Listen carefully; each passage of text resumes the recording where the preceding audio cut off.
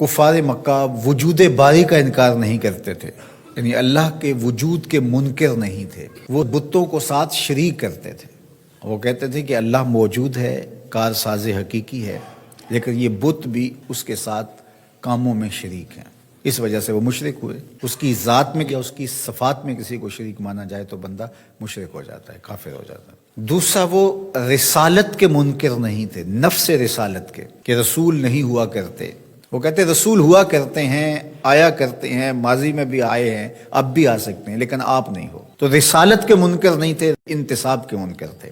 اور تیسری بات، عقیدہ آخرت، اس کا وہ سرے سے انکار کرتے تھے۔ وہ کہتے تھے یہ تو ہو ہی نہیں سکتا کہ جب ہم مر جائیں، مٹی میں مل جائیں تو دوبارہ اٹھائے جائیں۔ تو وہ باس بعد الموت کا بالکل انکار کرتے تھے۔ وہ کہتے ہیں یہ تو بات سمجھ میں نہیں آتی، جب ہم مر جائیں گے، جب ہم مٹی میں مل جائیں گے، ہڈیاں ہماری رل جائیں گی، تو دوبارہ کیسے ہمیں زندہ کیا جائے گا؟ یہ کیسے ہو سکتا ہے؟ نضر بن حارث باقاعدہ کسی قبرستان سے پرانی بوسیدہ سی ہڈی اٹھا لایا اور آقا کریم علیہ السلام کے سامنے آ کے کھڑا ہو گیا اور اس ہڈی کو توڑتا ہے اور اس کے ریزے زمین پہ گرتے ہیں اور کہتا کیا ہے؟ من یحیی العظام، ان ہڈیوں کو کون زندگی دے گا؟ وہی رمیم، جب یہ اتنی خستہ ہو گئی ہیں، بربری سی ہیں کہ ہاتھ کا لمس بھی گوارا نہیں کرتی اور گر پڑتی ہیں، تو ان ہڈیوں کو دوبارہ زندگی ملے گی؟ اب اس کا جواب سنیے۔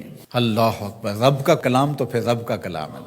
کل، اے محبوب فرما دیجئے، یحییھا الذی انشأھا اول مرہ وہو بکل خلق علیم۔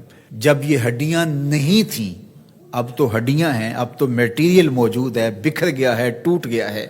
جب یہ ہڈیاں بھی نہیں تھیں، اس وقت جس رب نے انسان کو بنایا تھا وہ ہڈیوں کو جوڑ کے بھی بنا لے گا۔ ذرا غور کیجئے، دلیل کی کاٹ دیکھیے، دلیل کا رنگ اور آہنگ دیکھیے۔ یہ تو کہتا ہے ان ٹوٹی ہوئی ہڈیوں کو کون جوڑے گا؟ کون ان کو دوبارہ زندگی دے گا؟ یہ سوال وہ پوچھ رہا ہے، وَضَرَبَ لَنَا مَثَلًا، مثالیں کہاوتیں وہ بنا رہا ہے، وَنَسِیَ خَلْقَ، جو اپنی تخلیق کو بھولا ہوا ہے، جس کو یہ یاد ہی نہیں ہے کہ میں کون ہوں۔ ننھی بوند سے میری تخلیق ہوئی اور پھر ہڈیاں بھی بنی، گوشت بھی چڑھا اور پھر جو ہے وہ روح بھی پھونکی گئی۔ اگر یہ اپنی تخلیق پہ غور کرتا جو ہڈی اٹھا کے لایا ہے تو یہ سوال ہی نہ کر پاتا کہ یہ کہاں تھا اور یہ کیسے آیا۔ تو وہ ڈٹ کے انکار کرتے تھے عقیدہ آخرت کا۔ تو یہ شروع سے رہا ہے، لوگ عقیدہ آخرت کا انکار کرتے ہیں۔ آج بھی بہت سارے لوگ عقیدتاً آخرت کا انکار کرتے ہیں، عملاً اور رویتاً بہت سارے لوگ انکار کرتے ہیں۔ جو آخرت کو فراموش کر بیٹھتا ہے اور دنیا کو ہی سب کچھ سمجھتا ہے اور آخرت کی بالکل تیاری نہیں کرتا، وہ بھی آخرت کو فراموش کیے ہوئے ہے۔ اللہ اکبر۔ تو اللہ تعالیٰ جل شانہ نے اپنے پیغمبر کے ذریعے سے اس تیقن کو کس طرح لوگوں کے سامنے پیش کیا۔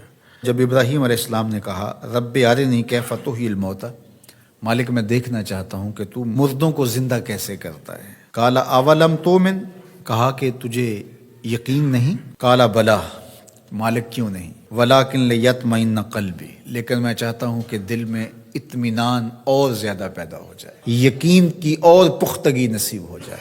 قال فخذ اربعۃ من الطیر، کہا 4 پرندے پکڑ لو، فصرہن الیک، اور ان کو اپنے ساتھ مانوس کر لو، پھر ان کو ذبح کرو، ٹکڑے کرو، گوشت بناؤ، قیمہ کرو اور مکس کر کے مختلف پہاڑوں پہ ڈال دو۔ کہا اب ایک ایک کر کے جانور کو پکارتے جاؤ، یاتینک سعیا، آپ دیکھیں گے دوڑتے ہوئے تمہارے پاس آئیں گے۔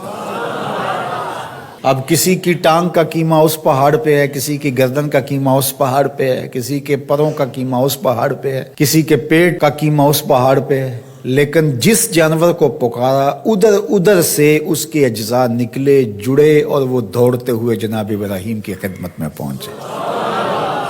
تو کہا ہم ایسے ہی مردوں کو زندہ کرتے ہیں۔ تو یہ ان کے یقین کو پختہ کرنے کے لیے تھا۔ تو تیقن کی دولت بہت بڑی دولت